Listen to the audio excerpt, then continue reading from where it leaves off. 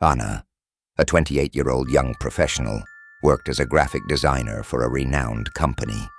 Since the pandemic, she'd been working remotely and felt increasingly isolated. Her nights were lonely, spent in front of her computer or TV. Her friends were busy with their own lives, and she yearned for new connections. One Friday night, while aimlessly browsing social media, an ad caught her attention. Connected, the social network of the future. Find people with the same interests in your area. Intrigued, Anna decided to download the app. It promised something different from the others, real connections based on common interests and proximity. The app's interface was modern and intuitive. After filling out her profile with basic information, interests, and hobbies, Anna began to explore. Within minutes, she received her first notification. Marcos is only 500 meters away and loves art and cafes, just like you. Marcos had an attractive profile picture, brown hair, piercing green eyes, and a friendly smile. Curious, Anna decided to start a conversation. They began with trivial topics: movies, music, favorite restaurants. The conversation flowed naturally, and Anna was surprised by how many things they had in common. In the following days, Anna and Marcos talked incessantly. He always knew exactly what to say, as if he could read her mind. He mentioned art exhibitions Anna loved, cafes she frequented, and even books she was reading. Everything seemed too perfect. Anna was excited and nervous about the meeting with Marcos. After weeks of intense conversations and many shared interests, she believed she had finally found someone special. She spent the afternoon carefully choosing her outfit, a casual yet elegant dress and light makeup. She wanted to make a good impression. Arriving at the agreed cafe, a charming bistro on her street corner, Anna felt a wave of nervousness. She looked around and saw Marcos sitting at a corner table by the window. He looked even more attractive in person, with neatly combed hair and a confident smile. Marcos stood up when he saw her, waving warmly. "Anna, it's so good to see you in person," he said, pulling out a chair for her to sit. "You look even more beautiful than in your photos." Anna smiled, feeling her cheeks flush slightly. "Thank you, Marcos. You look great, too." She sat down and observed the cozy ambiance of the cafe. Soft lights hung from the ceiling, and the smell of freshly brewed coffee and baked goods created an inviting atmosphere. The conversation started light, with topics about their days, work, and hobbies. Anna felt at ease quickly, charmed by how easily Marcos led the conversation. He seemed genuinely interested in everything she said, asking questions and commenting insightfully. However, as the night progressed, Marcos began making comments that left her intrigued and gradually uncomfortable. "You mentioned you like running in the park in the morning," he said suddenly. Anna was surprised because she didn't remember telling him that. "Yes, it's true," she replied, trying to hide her discomfort. Marcos smiled. "I used to run there too. Maybe we've crossed paths before and didn't even realize it." He then mentioned other personal details, her cat's name, Whiskers, the exact time she left for work, and even the brand of shampoo she used. Anna felt a chill down her spine. "How do you know all these things about me?" she asked, trying to keep her voice steady.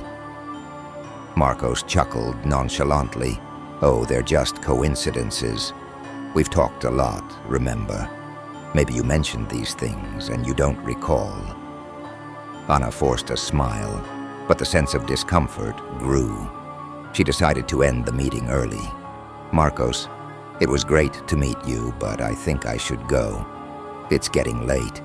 Sir Marcos looked disappointed, but didn't insist. "Of course, Anna. See you soon," he said, standing to hug her. As they said goodbye, he whispered something that chilled her blood. "Maybe tonight." Back in her apartment, Anna couldn't shake the unease that had settled in her chest. Marcos's knowledge of her life's intimate details was beyond unsettling. Determined to find answers, she began digging into the Connected app. Her research quickly uncovered a plethora of alarming reports. Numerous users had experienced privacy breaches, with the app allegedly accessing their cameras and microphones without consent. Anna's fingers trembled as she read about the app's nefarious activities. Her heart pounded in her chest, her mind racing. She felt violated, exposed. Without a second thought, she uninstalled the app. However, the relief was short-lived. Almost immediately, her phone buzzed with a new message from an unknown number. "Uninstalling the app won't save you, Anna." Panic surged through her. She bolted to the front door, her hands fumbling with the lock, but the lock refused to budge. It was as if it had been jammed from the inside. Her breathing quickened, and she could feel the walls closing in. The apartment, once her safe haven, now felt like a trap. Suddenly the lights flickered and went out, plunging the room into darkness. The silence was deafening, broken only by the sound of her own rapid breathing. Then she heard it, the slow, deliberate footsteps, heavy and menacing, echoing through the hallway. Anna grabbed her phone, using its flashlight to cut through the darkness. The beam of light trembled as she scanned the room, her heart pounding in her ears. The footsteps grew louder, closer. She backed away, retreating into the kitchen. Her eyes darted around, searching for anything she could use to defend herself. The footsteps stopped. She could feel his presence before she saw him. Turning slowly, she pointed the flashlight towards the hallway entrance. There he stood, Marcos, his face twisted into a sinister smile, a glint of madness in his eyes. He held a large knife, the blade catching the faint light from her phone. "I told you we'd see each other tonight," he said, his voice low and menacing. Anna's mind raced. She needed to act, to survive. She grabbed a kitchen knife, her only means of defense. "Stay away from me," she shouted, her voice trembling but defiant. Marcos laughed, a cold, heartless sound that sent chills down her spine. "Do you really think you can stop me?"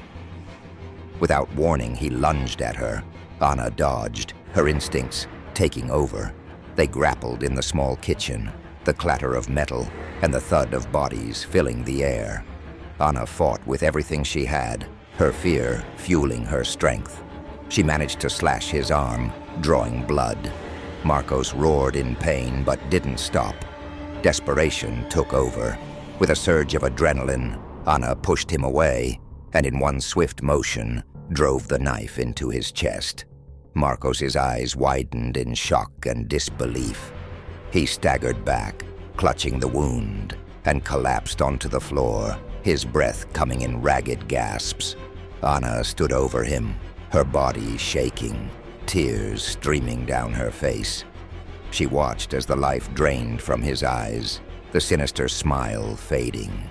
The nightmare was over, but the horror remained etched in her mind. 3 days later, the local news reported the details of the case that shocked the city. Marcos, identified as a hacker who used the Connected app to select and stalk his victims, was dead. The police found evidence that he had been monitoring several women, but Anna was the only one who managed to defend herself. Despite the trauma, Anna became an advocate for online privacy and security. She worked with authorities to ensure apps like Connected were investigated and regulated.